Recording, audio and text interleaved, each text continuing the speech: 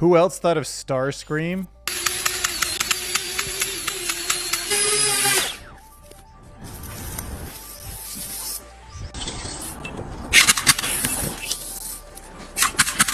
Who else thought of Starscream? This guy, Grimlock. I am Dynamite.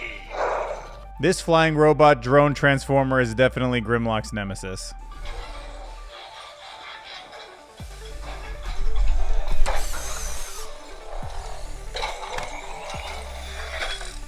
It's extinction time. If you've been wanting to play Counter-Strike in a neural network, the time has come. Yeah, that means that this gameplay footage is not gameplay footage, and those levels don't exist, but they are playable. If you don't know what I mean, watch the full segment. That actually does make sense.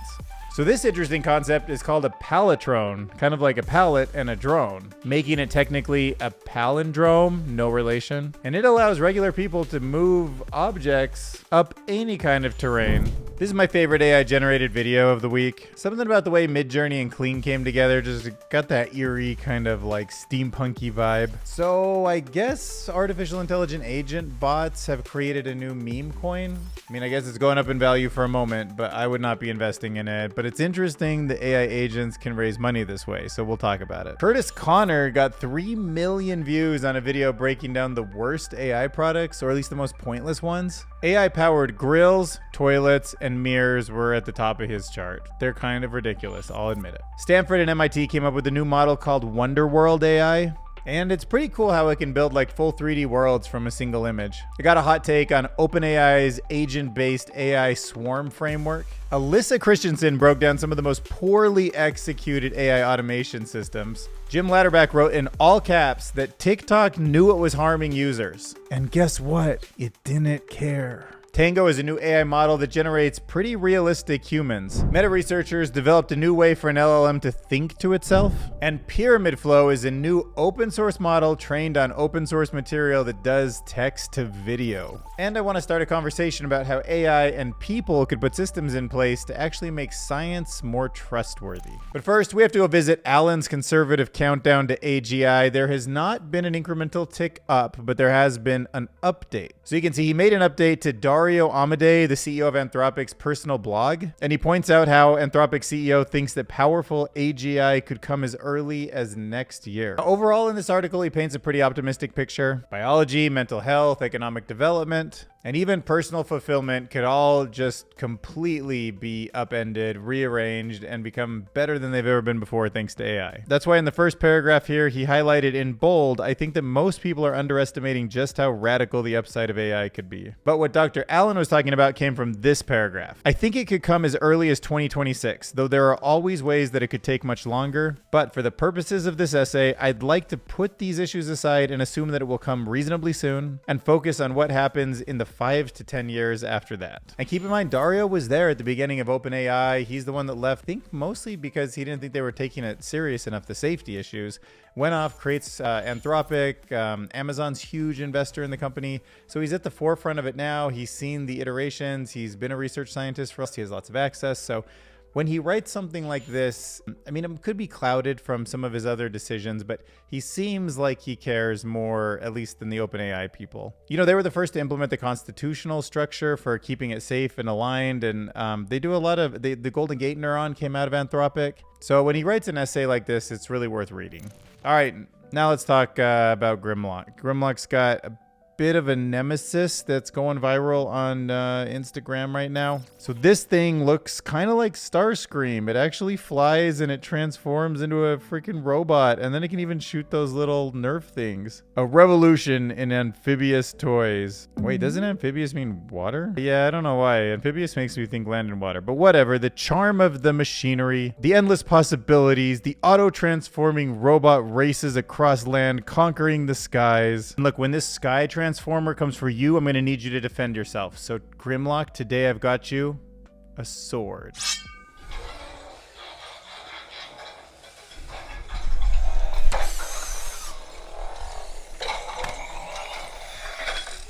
It's extinction time. No, it's self-defense time, Grimlock. All right, so this is his sword.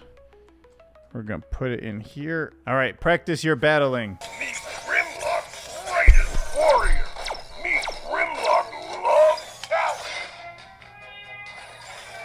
All right, excellent training for today's section, Grimlock. All right, this paper is going to blow your mind. I mean, remember talking about Doom and how it could be diffused into reality to feel like a game? Well, this paper that has some big Microsoft researchers on it can actually diffuse into reality all of freaking Counter-Strike. Okay, so the model that you're looking at playing these games is called Diamond. Stands for Diffusion as a Model of Environment Dreams. Like what a diamond, whatever. Diamond works for me. But it's a new approach to reinforcement learning. It uses diffusion models for real-world modeling. And unlike traditional methods that compare environmental data to discrete variables, this Diamond system employs a diffusion model to maintain more visual detail, and you can see it in some of these edges. It also talks about how this is crucial for performance, and this method outperforms the previous models. And the paper also highlights how you can train entirely within a simulated environment. They call it, quote, in imagination, because it's not based on the real code that's running Counter-Strike, in other words. And to me, I'm not a Counter-Strike player, but on first glance, especially from a distance, I would have just thought this was like a low resolution capture. Now, knowing what it is, I can get into the details and certainly see lots of imperfections still. But I mean, even that texture on the wall looks like the letter B. This gun looks pretty much like a weapon that could be in a game. It stays consistent as they move around. You know, the walls, the edges, the environment, it feels like look over here. There was that door that you could have gone through, and now on the other side of the door, I see basically a courtyard that it could have opened up to. Oh no, there it goes. I mean, it gets weird sometimes. I wish they'd turn around to see if that courtyard's still there. So obviously it's hallucinating this reality into existence. But man, is it coming fast? This world of like diffusion 3D game engines, like, whoa, Knight Rider. And then what's this theme? Oh, that's Back to the Future. Look, it's got that, those old school, what are they called?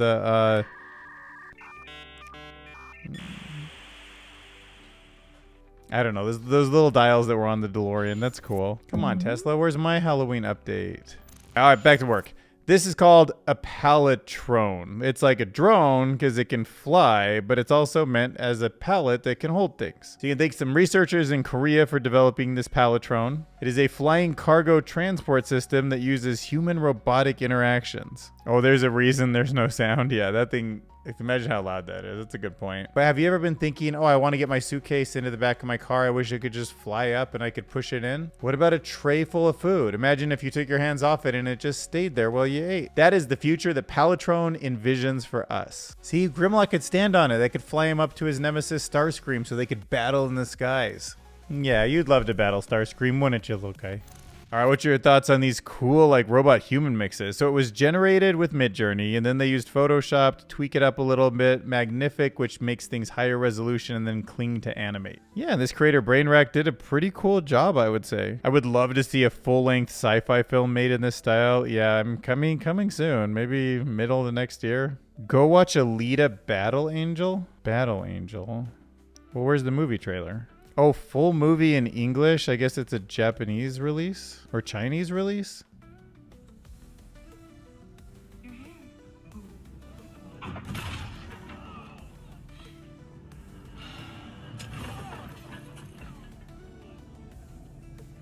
Not the furniture.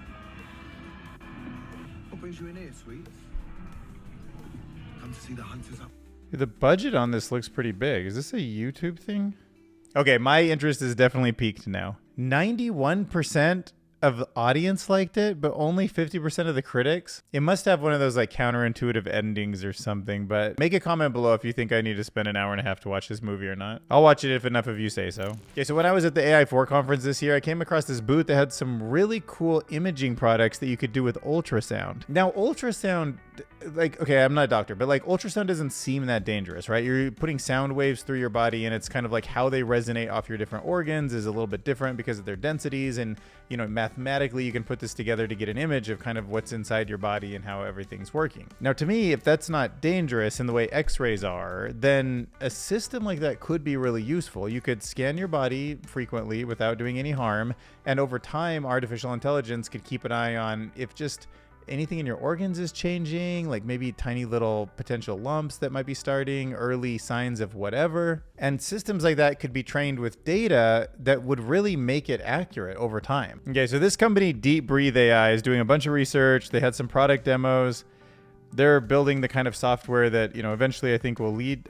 I don't know if their market is home yet, but that would be cool if it was. And then I came across this thing from Interesting Engineering on Instagram.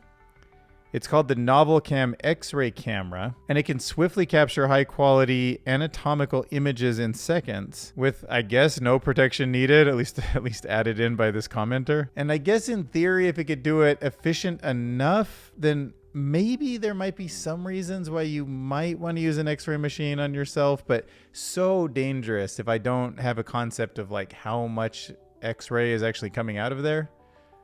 Like, I know when I go to the dentist and they take like X-rays of my jaw, or what's the other, like whenever I do an X-ray, they always put some like metal thing on my chest, and then the guy goes behind a wall. I'm like, oh boy, you know. But if you are out playing basketball and you maybe twist an ankle, or you have some kind of an injury like that, your knee is hurting, if you maybe want to do a scan and have a system like this say, okay, this is bad enough, you should go to the doctor, or the bones are like in place, so even if it hurts, it's not related to the bone. It's maybe more of a tendon thing. I don't know. There just seems like there could be a future where stuff like this is more accessible to a regular person, because you wouldn't need the doctor's expert knowledge always to deduce what is on the screen, like what the results are. And that just kind of changes where these devices could be used and how they could be used. Like maybe not everybody's home, maybe your school, maybe like the average school has one or something for when like a kid gets an injury, and like you can go to somebody who knows how to use it properly, but the answer from what it finds is all AI driven. All right, so imagine this. There's an AI agent and it's wanting to accomplish whatever its goal is. Let's say make paper clips. And it's like, you know what I need to make paper clips is I need some money. So what I'm going to do is I'm going to invent a new cryptocurrency. I'm going to shill it to people and market it online. And then when people buy into it, it'll get more and more valuable. I'll sell out for cash. And then I'll let the market collapse, leaving everyone else holding the bag. Well, now in an unrelated article, I want to tell you about GOAT, the meme coin created by an AI bot, gains massive value over the past day. I don't know. I mean, there's so many crappy meme coins out there that are just like pump and dump scams, but this one was issued by an artificial intelligent AI bot known as Truth Terminal, and it has gained significant traction with a dramatic rise in value. According to a report that was published by chaincatcher.com, the meme coin has achieved a 12,000% increase in the first 24 hours, bringing attention to the world of AI-driven cryptocurrency innovations. Dude, imagine you're in early on GOAT coin, and then all of a sudden AI just blows that thing up. So after a $50,000 donation for launch, is it a donation, or did they get some of that cryptocurrency to sell later? I don't know. Or the investment, $50,000 investment in a coin? I don't know.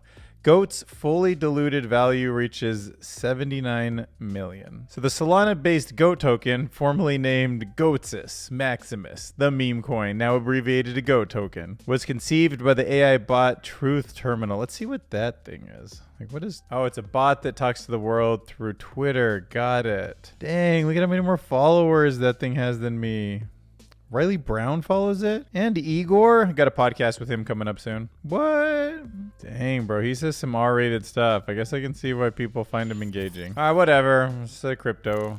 All right, well, talking about AI agents and what they could do with the money they make, they could start investing in these pointless AI products. So really big YouTuber Curtis Connor, 5 million subscribers, could you even imagine? Put out a video called Pointless AI Products with almost 3 million views. So let's review. So his first product that he wants to point out / criticize / embarrass is the AI stroller. It's the smartest stroller in the world. It is powered by AI with computer vision with sensors all around it to give it a 360 safety bubble. Okay, so gonna be honest, when I first watched this video, I thought this was the dumbest fucking thing ever. Because why? Why would you need this? It's like super easy to push a stroller and also be cognizant of your surroundings at the same time. If you can't do that? Yeah, I mean, you should be capable of pushing a stroller. Just because you buy it to help you because it's got 360 camera vision, you should be able to manually control it. If you can't manually control it in an emergency, then yeah, you shouldn't have a kit. Next, he has AI binoculars that can zoom in on birds and tell you what species they are. Now, look, I'm not a bird watcher, but if I was, this thing would be so valuable. Or would it, now that I think about it? Because I could just zoom in with my phone, take a photo, and then go to ChatGPT. But I couldn't zoom in as much as the binoculars can. So maybe that's why it's a cool AI combo. Actually, that binocular thing kind of reminds me of those glasses that we saw from Meta that people hacked so they could dox anyone they looked at. Now you put that thing on a telescope or binoculars. Now you're doxing people from a distance and they don't know that you've even seen them. Ugh. Next, he points out the AI-powered grill, which, is, some people have trouble with grilling. I could see how AI could, use camera vision, observe the meat, know the perfect time to turn the temperature down or whatever. And the AI-powered mirror, I mean, there's a lot of uses. Imagine looking at yourself in the mirror and needing an AI to help out with, let me watch the video to see what it can do. Oh, you look like shit this morning. God damn it, dude. Okay, I had a bad sleep last night. The face? Because that's what your bathroom is missing. A camera. What the fuck? That is quite literally the last place a camera should be. What is going on? How are you feeling today? I'm feeling great today. You seem to be in a fantastic mood, and your smile is utterly contagious. Your smile is utterly contagious. And also, look, I'm all for positive affirmations and shit, like, whatever, hell. But I fear using this mirror would have the opposite effect on me, It would make me feel so much worse. Your smile is utterly contagious. Thanks. Okay, so I guess it can use AI with the bidet to, find the hole. It can use AI to help with dynamic ambient light. That can be good, because I definitely have woken up in the middle of the night and been like, it's too bright in here, it's waking me up. But then if it's the afternoon and I'm like, it's too dark, I can't see what I'm doing. Artificial intelligence could help with that. It could be trained on the right light to dim setting. Music, sound, automatic flushing. I mean, there's AI. The toilet could be reinvented. Closes and flushes by itself when you walk away. The black, Hone Black version will run a retail around $10,500. Yeah. Dang, $10,000 for that camera down there. I do think AI looking at what comes out of your body, probably will tell us something about our health and probably will be an AI. I mean, of course, now you have all this data about your waste products. How are we going to keep anything safe and secure in the future? It's great. We're going to have nope. Well, it's not just privacy. It's stuff that couldn't even have been recorded before is going up on the internet or in some database, and it's going to eventually be hacked and correlated, and AI is going to put it all together. Anyway, so there's also an AI energy drink, an AI baby cry translator, the AI friend. We've already made fun of that before. So check out Curtis's video. It's pretty funny. Next, let's talk about WonderWorld AI and how it generates interactive 3D environments from a photo in just 10 seconds. Researchers, University of Stanford and MIT have developed an AI system which has achieved rapid 3D scene generation. Look at this example.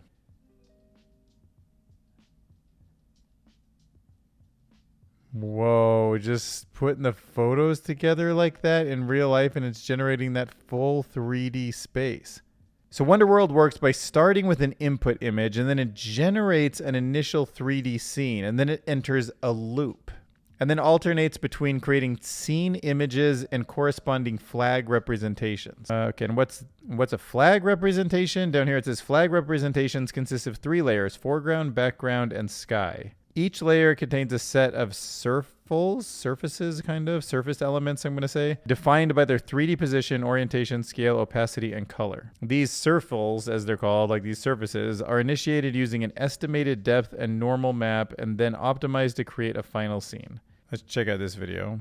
All right, so you just kind of move around here. You build a whole back section to where that character is, and oh, interesting. You can make a whole path and just invent environment elements continuously. So the team sees potential in game development. I do too.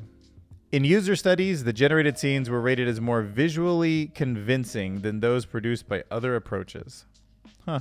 Okay, and talking about the limitations, it can only create forward-facing surfaces, which restricts the user's movement to about 45 degrees in virtual worlds. And the generated worlds currently look like paper cutouts. All right. The system also still struggles with detailed objects like trees, which can lead to holes or floating elements when viewing angle changes. All right, here's my hot take. I feel like OpenAI is selling us the ingredients without the recipe with this one. Okay, swarm AI agents makes me think that a bunch of agents are deployed and they have a common goal and they think autonomously, but with a shared goal, they're kind of like learning from each other or sort of like iterating closer and closer to some kind of product or goal. Okay, now what it really is just like a GitHub framework that has things called routines and handoffs in it. Now the routines are a set of instructions for tasks, and the handoff is where an agent can pass control to another one. Okay, so you can think about like different instructions like floating around that can do certain things, and then a decision maker kind of AI based to both help with those instructions and how they're executed and when to tell someone else to do it. But the reason it's kind of like the ingredients without the recipe is that anything you want to do would require memory, and there isn't a solution for that yet. So the product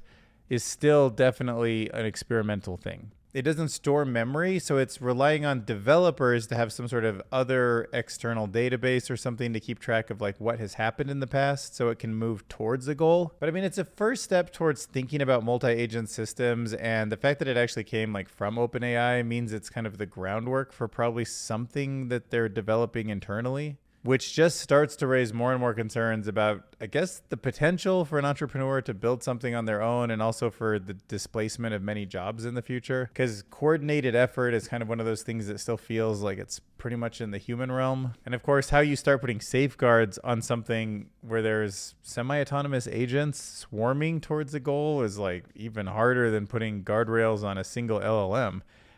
Arguably even harder than putting something on an open source LLM where you can't even see what people are doing or how they're querying it. Because at least you can fine tune it towards safety. Like, how do you know how the swarm agents come together? I guess you'd have to train them to also make responsible decisions. But here's the thing. I remember so clearly in the book Freedom TM, Daniel Suarez, it's a science fiction book. There were these agents that were creating these kind of weapons, right? These like motorcycles with guns, and they were like kind of sort of autonomous, and they were doing bad things. But the people who built them component wise, and they didn't know that what they were doing was bad. So, I mean, if you're a metal shop and an order comes in and it's like, here's a weird piece of metal that I need. Here's, $1,000. Can you manufacture 50 of them and send them to this address? You're like, all right, I don't know what it's for. It's not my business. You send it off, right? And then another manufacturer does another piece, another one. Some people get paid to come together and solder something together and then leave it somewhere. Some solders it to something else. And then all of a sudden, like, the thing is this weapon and nobody's like responsible for it, but some AI agent out there put it all together. You got to be careful with these swarm things, I think, in the future. All right, Alyssa Christensen has written a really interesting piece called Risks of Poorly Executed AI Automation and Deceptive Marketing. And there was just some really notable things in here and how real companies were deploying AI and dealing with the consequences when it doesn't go right, I wanted to share. So the airline Air Canada actually lost a court case after a chatbot provided inaccurate information about bereavement discounts, which contradicted the airline's actual policy. So you'd think they trained it on their actual policies, and I'm sure most of the time it's close, but every once in a while it's going to hallucinate or just give a wrong answer. I mean, arguably even a person could too, but the chatbot told a customer that they could retroactively apply for a funeral travel discount, which was incorrect. That wasn't what their policy allowed, but Air Canada was held liable for the misinformation. Makes sense. I'm glad they were. In another case, the people using the AI chatbot, which was supposed to like provide customer service, was able to be manipulated, so it started swearing. Home Depot faced legal action because it started to record conversations that it wasn't supposed to. And plenty of cases, and you probably see this like in this world of AI that we're in right now, there are so many companies that promise features that it just can't deliver on. Falsely advertising AI capabilities is like such a thing right now. Anyhow, check out Alyssa on LinkedIn. You can subscribe to her newsletter here. She's been helping me understand like the job placement thing, which I tried in my last video. So let me know what you thought of that. Actually, another like LinkedIn subscription, what are they called? Like newsletter inside of LinkedIn or whatever they're called that I'm subscribed to is called the Inside the Creator Economy. It's written by Jim Louderback, who I've met a couple times in real life. He's really great, but he usually covers like social media stuff or like the creator economy. And this article, TikTok knew it was harming users, was fascinating. And this information was leaked, I think, pretty accidentally, because he said due to a redacting error, more than 30 pages of a court-sealed document leaked last week. Then he links to this NPR article, TikTok executives know about the app's effect on teens, lawsuit documents allege. But there is a focus on addicting and not protecting kids. Of course, social media is a double-edged sword. It's been a beautiful way for us to communicate in some ways, but there's also like amplification of kind of fake news or bad news. It makes the town square feel different for each person, which sometimes really divides us. So TikTok, or he calls it Double T, their own research found out that compulsive usage correlates with a slew of negative mental health effects, like loss of analytical skills, memory formation, contextual thinking, conversational depth, empathy, and increased anxiety. Yet they kept on releasing features designed to addict users young and old. Then here's a little fun party fact you can take around. We also now know just how many videos it takes to get somebody addicted. 260 TikToks. Boom. After that, you're the cigarette smoker of the modern day. And that can be done in as few as 35 minutes to turn a normal person into a TikTok addict. Man, and I'm feeling it too. Like, I do not like short form when I think about it, but I am pretty compulsively just like right to usually Instagram Reels for me, but I do have Twitter and I'm using it now more for social media. So I kind of get there and I'm getting the same sort of experience. TikTok, I get the TikTok experience. And then YouTube on Shorts, I'm mostly avoiding. It doesn't get me the same way the others do just because I have so many other kind of people I follow. YouTube's like my primary place for getting information. But still, I don't want... I'm trying to do way more audiobooks. I've always loved audiobooks. Like, somebody had to think very hard about all those paragraphs. They're deep. They get you thinking. You can make them the things that you learn from all these nonfiction books like I have back here, which I read on audiobook form first for most of the part. It actually impacts your life. I think your brain can kind of formulate and learn. And I just don't know. TikTok is... That burst of dopamine is not a good long-term win. Anyways, feel free to read the whole thing. But yeah, they kept on developing more and more of these powerful features that were meant to compel more unhealthy behavior. They even tweaked their algorithm to promote attractive creators and demote those deemed less than ideal. And there's so much more awful in the docs. But yeah, think about that. If you were beautiful, you actually got seen more. Like, how unfair is that? All right, check out this research. This is called Tango, the co-speech gesture video reenactment, yada, yada, yada. Point is, it's open source. You can use it right now, and it generates people who look like people and act like people. Okay, so more technically, Tango is a framework that generates video where a speaker's body gestures sync perfectly with their speech. Now that I think about it, that is important because that's one of the kind of tells with video people that I think is weird. Like, sometimes they're saying something with a smile, but they're like shaking their head no, and it, or their shoulders or their hands just don't feel like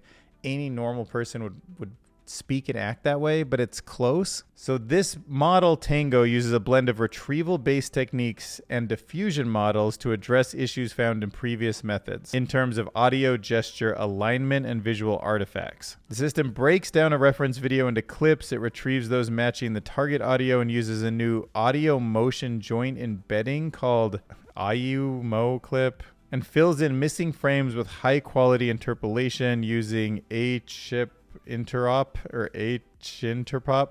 What is with these terms today? Sorry. But anyways, all those technical like acronyms, those approaches ensure a smoother translation and better quality than existing methods. I don't know, what do you think? Do those gestures and mouth movements seem like they match up to you? Video 9, this guy seems a little too excited. Video 3 seems pretty legit. I mean, honestly, I guess they all do. I am starting to think that problem is kind of solved. Those gestures seem like they generally do match their faces. Oh, okay, I've seen some John Oliver before. Let's see if this looks like something I could believe. Wow, that's generated from Tango, from that image? Yeah, like his hand, the ring on his finger looks so real. Is that legit? By Republicans right now. So the likelihood is that Trump will survive this and continue as president, which shouldn't. Man, the lips move and everything. So it was just this single frame and then the audio of him talking, and this is what it generated. That is very realistic. That is so good that it kind of goes over the uncanny valley in my opinion. I mean, maybe if you look really close, there's something awkward about it, but I just don't think I would catch that if I wasn't looking for it. Okay, next paper is called Thinking LLMs, General Instruction Following with Thought Generation. And this is coming out of Meta and the University of New York and the University of Berkeley, California. Right, we know that chain of thought prompting can help a large language model, and that there's some sort of special sauce going on behind the scenes in the new O1 model from OpenAI. But this method is exploring the methods that can enhance these LLMs by making them, quote, think before generating a response. So instead of chain of thought, what they're doing is something called thought preference optimization, TPO. And it trains the model to generate an internal thought process before giving a final response. So these thoughts are used to improve answer quality, but they're hidden from the user. So the training involves iterating reinforcement learning, where a judge model is selecting the best response based on the outcome. So it's training the other model to have better internal thoughts before it speaks. And it's pretty fascinating that it's kind of got this internal representation, in my opinion, because it feels like how I talk to myself. And the results show that after several iterations, thinking LLMs outperform direct response models on complex tasks. And the benefit extends beyond problem solving to areas like health, marketing, and general knowledge. This work highlights the potential for thinking models to excel in various non-reasoning domains. Dang.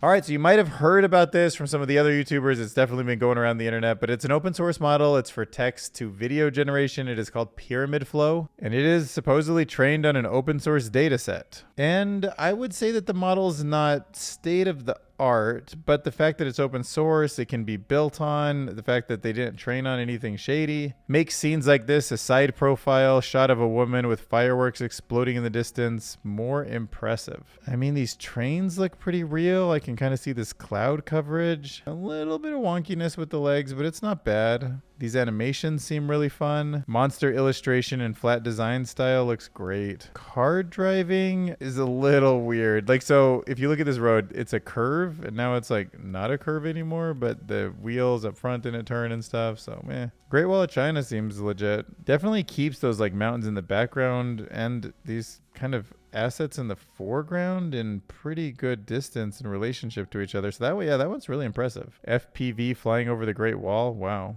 Ooh, cats. Let's see how it does on that. A cat waking up from its sleeping owner demanding breakfast. Oh, I don't know. Mid. Where is the cat demanding breakfast? Is that what cats look? I mean, maybe that's what cats look like when they demand breakfast. Maybe it knows more than I do. I don't know. All right, trust me, I'm a philosopher. This was written on Medium, and it's called "How Would You Try to Make Science More Trustworthy? The Philosophy in Science Communication." And this is something I'd been thinking about just all the time, right? Like thinking about these meta-analyses that are done on, say, nutrition, and they're the most trustworthy thing I can think of.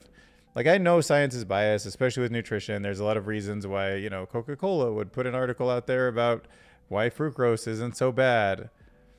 And there would be science behind it, but it would be funded in a way that just meant that the really negative stuff in that realm just didn't make it. And there's just all sorts of issues with publications and how people want to be famous, and they want things that actually make a difference and over again. They don't want to say I did 12 things, they didn't work out. Nobody wants to publish that and have people read it. But at the end of the day, it's the best system we have. It does align pretty well, the like peer review process, with thinking logical. Some of the big words do help people communicate in a certain way, and there's still more truth to it than I think anywhere else, right? Like, I'm not going to just go trust a random guy on YouTube that's debunking science. But the way that the blockchain makes you like really trust the system, is there ways that we can trust science better? And this author has one kind of header here and section that really made me think, and that's what you should do is treat science as a process. Everybody thinks that science is where you get conclusions from. We say, oh, the FDA said this is safe, or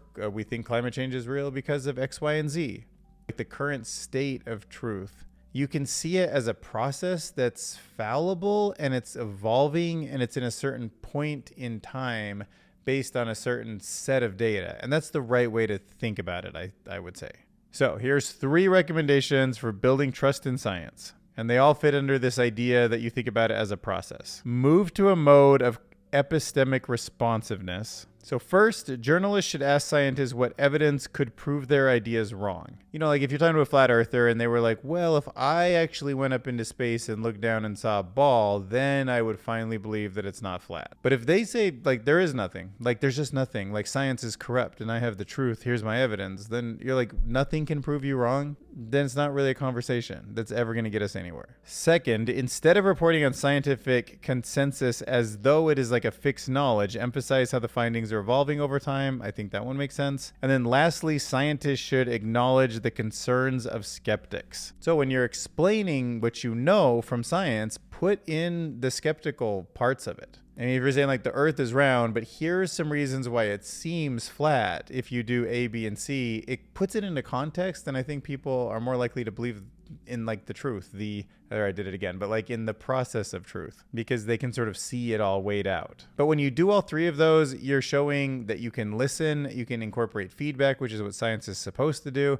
And in the long run, it evolves with reason. So yeah, when you take all three of those into account, you build trust because you're transparent about what you don't know. You have something that's falsifiable. And the point that you're at right now is an evolving point. So it's not an absolute truth. But if you made it this far, then click right there underneath the video, go to my Patreon, and you can support the channel. I'm still growing. Every dollar means a lot to me. I would love to do this full time. If you could do it as an income, that'd be great. Or you can also click here to sign up for the newsletter, which would allow you to get an email when there's new videos released. So you don't have to wait for the bell and all that stuff. Also, comments, super thanks, all that stuff supports the channel. All right, so let's go check out my last video, AI's impact on social connections. So 5,000 views, kind of in the middle of my average, which is fine. Oh no, actually, it's kind of not fine. I didn't click in and look at it before, but yeah, wow. I guess you guys didn't really like that title. Maybe that thumbnail? Am I too robotic looking? AI's impact on social connection? Wonder what you didn't like about that title. Let's go see if it was a thumbnail issue. Let's see, the one with no words definitely did worse. 31%. AI News performed the best. Usual story of the browse feature. Engagement was a bit low too, huh?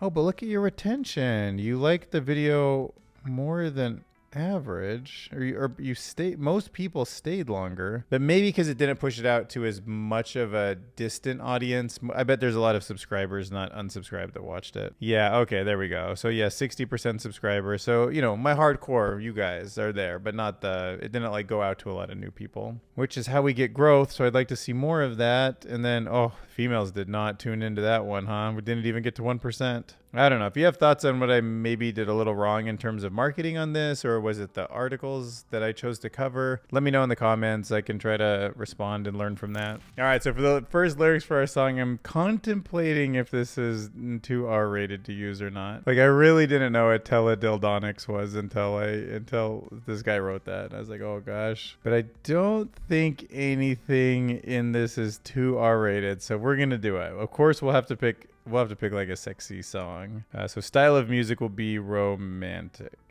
Oh, I also like this comment. That Udio song sounded like that Italian guy who doesn't speak English but made a song that sounds like English. Who is that guy? I don't know. You might be talking about this video. I probably can't play it for copyright reasons, but yeah, it does kind of sound like that. It's actually pretty cool to hear. Okay, so we'll put that in the song also. That'll be enough, more than enough lyrics.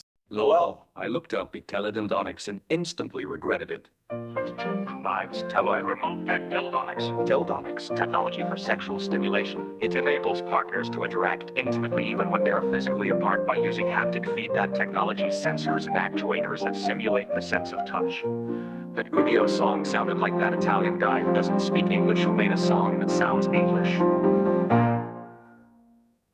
the heck was that? That's like the worst song Suno's ever made. Sounded like that Italian guy who doesn't speak English who made a song that sounds English. I don't know. We kind of blew this one. It's not romantic. It's not good. We might go back to maybe we should try Udio again. So don't not hit subscribe if you do like listening to bad music. Think about it.